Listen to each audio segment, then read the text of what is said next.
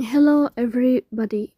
Today we will talk about how to fix or how to solve the problem of white screen on the application of Yazio. You will click on settings. Here you will click on apps, default apps, app settings. In this page you will scrolling down until you find this application of Yazio and you will click.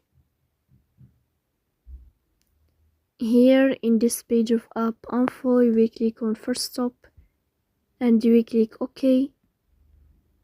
Here you will enter to the window of storage. Then you will click on clear cache. Here you will turn on your airplane mode.